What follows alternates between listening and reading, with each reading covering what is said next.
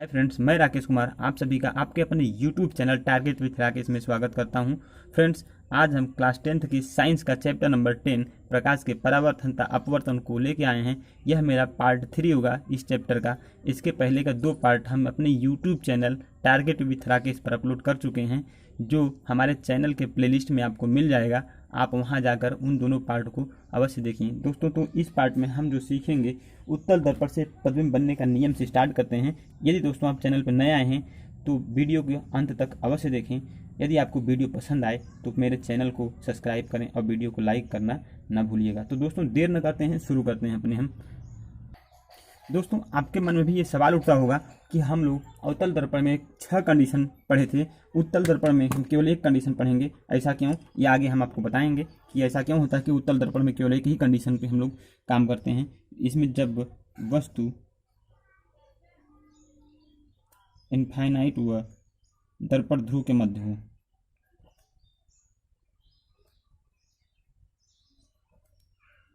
ठीक दोस्तों, इसमें जो है पहला नंबर जो कंडीशन होता है, इसमें वस्तु को केवल एक ही स्थान पर हम रख सकते हैं। इस वजह से केवल एक ही कंडीशन पढ़ते हैं हम यहाँ। तो इसको हम फिगर के माध्यम से आपको दिखाते हैं। ये हमारा रहा उत्तल दर्पण। उत्तल दर्पण का ये मुख्य अक्ष है, ये आपका दर्पण ध्रुव है। मुख्य अक्ष को हम डॉटेड लाइन से नहीं करते, कंप्लीट करते हैं। तो हमारा ये क्या है? दर्पण ध्रुव यानी पी। वस्तु जो हमारी ए इनफाइनाइट है, यहीं कहीं वस्तु है इन दोनों के मध्य में। तो देखिए, जो आपसे कहा गया है कि मुख्य अक्ष के समानांतर आने वाली किरण दर्पण से परावर्तन के पश्चात जो है वो फोकस से होकर जाती हुई प्रतीत होती है। तो यह आपका यहाँ फोकस है और ये क्या है? वक्रता केंद्र है। तो दोस्तों, दर्पण से परावर्तन तो हो जाएगा इसका, आप जानते हैं, लेकिन ये फोकस से होकर जाती हुई प्रतीत आपको होगी। ठीक, उसके बाद देखिए, एक किरण ये थी और दूसरी किरण जो हमारी वो वक्रता केंद्र से होकर जाएगी। तो वक्रता केंद्र से देखिए किरण, आप जानते हैं वक्रता केंद्र से जाने वाली किरण जो होती है परावर्तन के पश्चात अपने ही मार्ग में लौट जाती है। तो ये किरण आई और यहाँ से परावर्तन हुई, फिर अपने मार्ग में लौटी। जहाँ ये दोनों किरणें काटेंगी वहीं प्रतिबिंब बनेगा। यहाँ काट रही हैं, अर्थात यहाँ प्रतिबिंब हमारा जो बनेगा ये बनेगा। तो दोस्तों देखते हैं प्रतिबिंब कैसे बनता है। तो आपको दिखाई दे रहा होगा प्रतिबिंब। देखिए, ये प्रतिबिंब वस्तु था, वस्तु से छोटा प्रतिबिंब बना है। तो जो प्रतिबिंब बनेगा वस्तु से छोटा, और देखिए सीधा प्रतिबिंब बना दोस्तों, सीधा बनेगा। ठीक, और उसके बाद ध्यान दीजिए, ये दर्पण के पीछे बनता है यानी आभासी बनता है, आभासी प्रतिबिंब बनेगा। और दर्पण ध्रुव तथा फोकस के मध्य बनेगा। देखिए दर्पण ध्रुव है, ये इसका फोकस है, ये इसका फोकस है। तो दर्पण ध्रुव और फोकस के मध्य बनेगा।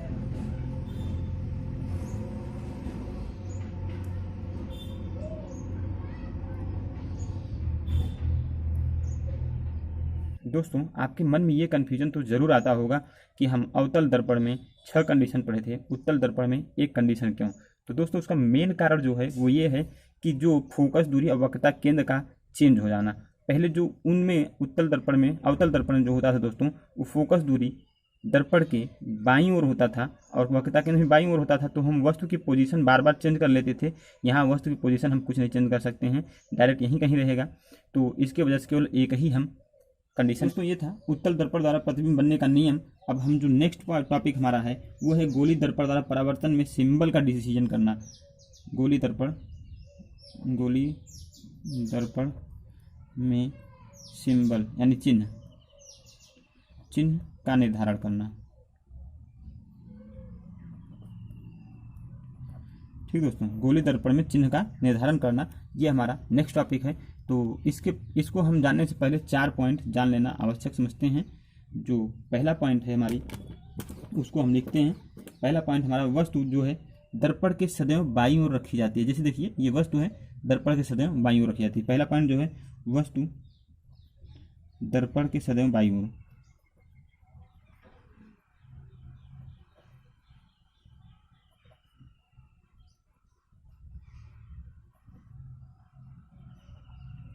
दोस्तों, वस्तु सदैव दर्पण के बाईं ओर रखी जाती है, इसका मतलब ये होता है कि जो हम प्रकाश किरण डालेंगे वो हमेशा दर्पण के बाईं ओर से डाली जाएगी। दूसरा पॉइंट जो आपका है वो ये है कि मुख्य अक्ष के समानांतर सभी दूरियां दर्पण ध्रुव से ली जाती हैं। मुख्य अक्ष के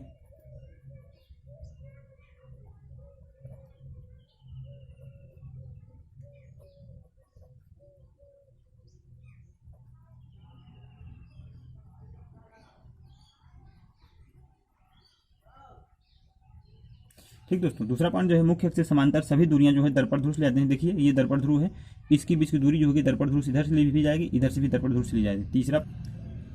तीसरा पॉइंट है दोस्तों, उसको लेते हैं हम दर्पण ध्रुव के दाईं ओर का जो चिन्ह होता है उसको हम पॉजिटिव लेते हैं और दर्पण ध्रुव के बाईं ओर का जो चिन्ह होता है उसको हम नेगेटिव लेते हैं। दर्पण ध्रुव के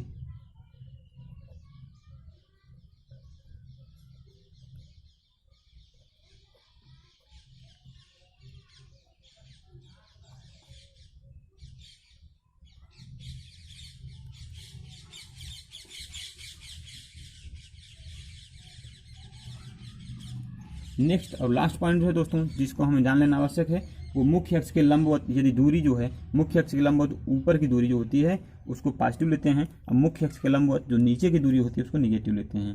तो इसको भी लिख लेते हैं।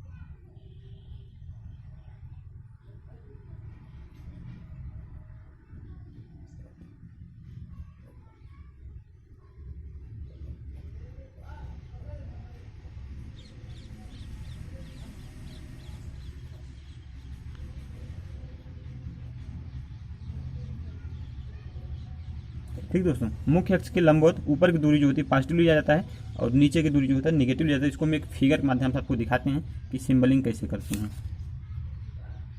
तो ये दर्पण रहा हमारा, ये उसका मुख्य अक्ष है, ये दर्पण ध्रुव है। तो जो पहला कंडीशन कहा गया दोस्तों कि वस्तु को सदैव दर्पण के बाईं ओर रखा जाता है, तो हम वस्तु के सदैव दर्पण के बाईं ओर हमेशा रखते हैं। ठीक, उसका दूसरा कंडीशन जो है सभी दूरियां मुख्य अक्ष के दर्पण ध्रुव से ली जाती हैं। मुख्य अक्ष से समांतर दर्पण ध्रुव से सभी दूरियां ली जाती हैं, इधर की भी दूरियां जो होगी मुख्य से समांतर ली जाएंगी। उसका तीसरा कंडीशन जो कहा गया है दोस्तों, दर्पण ध्रुव के दाईं ओर, दर्पण ध्रुव के दाईं ओर दर्पण है, इसके दाईं ओर की जो दूरी होगी ये दूरी जो होगी पॉजिटिव ली जाएगी और इधर की दूरी जो होगी वो निगेटिव ली जाएगी। ठीक दोस्तों, यही चीज़ कहा गया यहाँ। हम इसको दर्पण को सही बना देते हैं। उसका चौथा कंडीशन जो कहा गया है कि मुख्य अक्ष है, इसके लंबवत दूरी जो होगी, ये लंबवत दूरी यहाँ ऊंचाई वाली दूरी जो होगी इसको पॉजिटिव लेंगे हम, और अगर नीचे की दूरी होगी वो क्या नेगेटिव लिया जाएगा। ये 4 कंडीशन था इस फिगर में दोस्तों।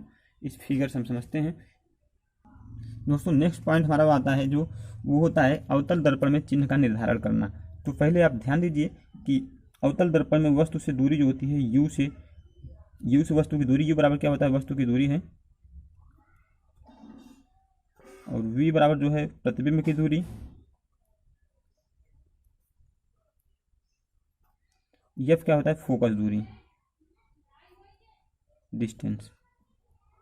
ठीक दोस्तों, ये 3 चीज़ आपको याद रखना है।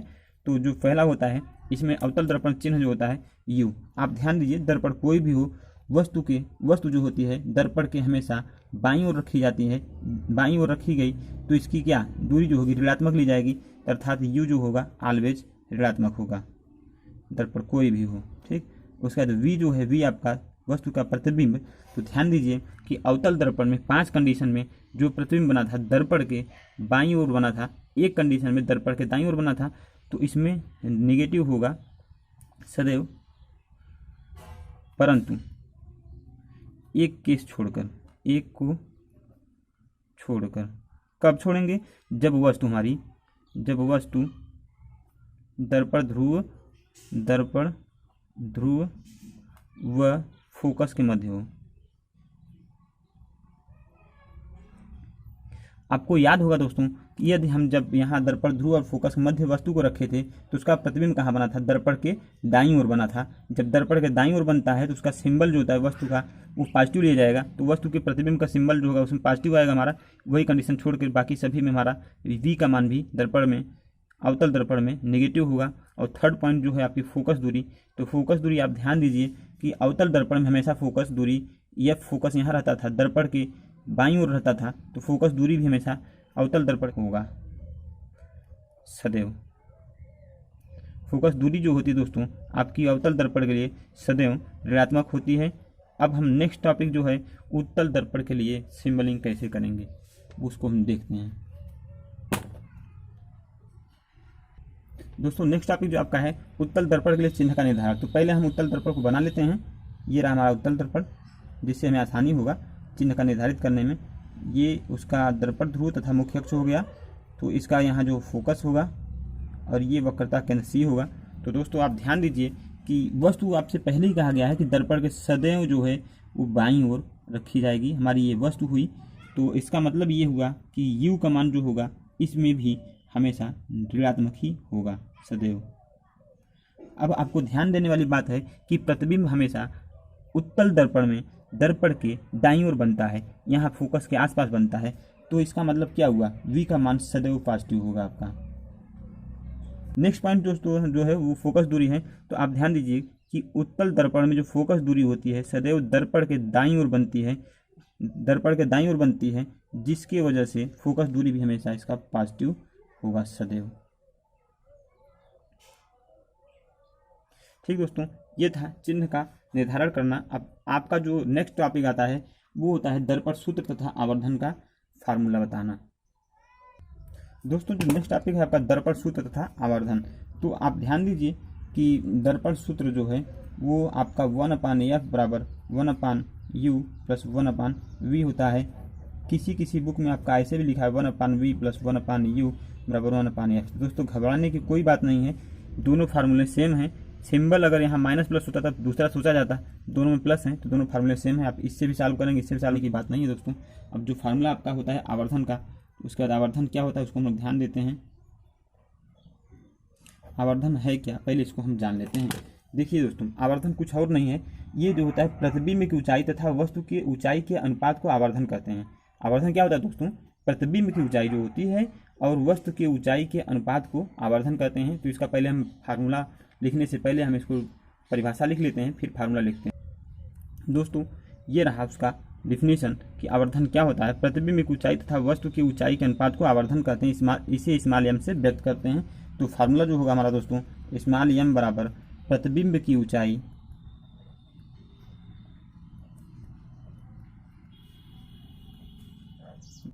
वस्तु की ऊंचाई। तो दोस्तों इसको हम डिनोट करेंगे h dash by h, h dash जो होगी प्रतिबिंब की ऊंचाई और h जो होगी हमारी वस्तु की ऊंचाई। तो फार्मूला जो निकल कर आता है m बराबर आपका h डैश बाई h। ये था हमारा आवर्धन का फार्मूला।